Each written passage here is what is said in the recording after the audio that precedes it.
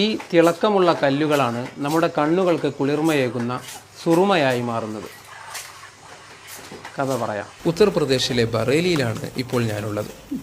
ഇന്ത്യയിൽ തന്നെ ഏറ്റവും കൂടുതൽ സുറുമ വ്യവസായങ്ങൾ ഇവിടെയാണ്. 1794 4 തലമുറകൾക്ക് മുൻപാണ് ഷാവേസ് ഭായിയുടെ ഈ സംരംഭം ആരംഭിക്കുന്നത്. അതൊന്ന് നേരിൽ കാണാനാണ് ഞാൻ എത്തിയിരിക്കുന്നത്.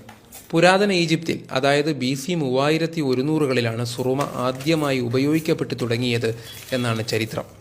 ശക്തമായ ചൂടിൽ നിന്ന് കണ്ണുകൾക്ക് സംരക്ഷണമൊരുക്കാൻ സുറുമയ്ക്ക് സാധിക്കും.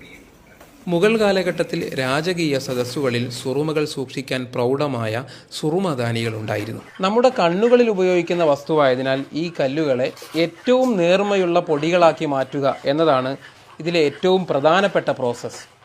അതാണ് ഇവിടെ നടന്നുകൊണ്ടിരിക്കുന്നത്. സുറുമക്കല്ലുകൾ പൊടിച്ചെടുക്കുന്നതിന് മുൻപ് നിശ്ചിത സമയം റോസ് വാട്ടറിൽ കുതിർത്തിയിടും. ശേഷം ചെറിയ രീതിയിൽ ഈ പാത്രത്തിൽ വെച്ച് കുത്തിയെടുക്കണം. പിന്നീടവ ഇങ്ങനെ നേർത്ത പൊടികളാക്കി മാറ്റിയെടുക്കാൻ അല്പം സമയമെടുക്കും. ഏറെ ക്ഷമയോടെ വേണം ഈ ജോലികൾ ചെയ്യാൻ. ബോട്ടിലുകളിലേക്ക് മാറ്റി പാക്കിംഗ് കൂടി പൂർത്തിയാക്കുന്നതാണ് അവസാന നടപടികൾ. ഈ കല്ലുകൾ എന്താണ് എന്നൊരു കൗതുകമില്ലേ? അത് പറയാം. ആൻറ്റിമണി സൾഫൈഡിൻ്റെ പ്രകൃതിദത്തമായ ലോഹരൂപമാണിത്. ഇതിന് സ്റ്റിബിനൈറ്റ് എന്ന് പറയുന്നു. മൊറോക്കോയിലെ അറ്റ്ലസ് പർവ്വതമാണ് ശുദ്ധമായ സ്റ്റിബിനൈറ്റിൻ്റെ പ്രധാന ഉറവിടം.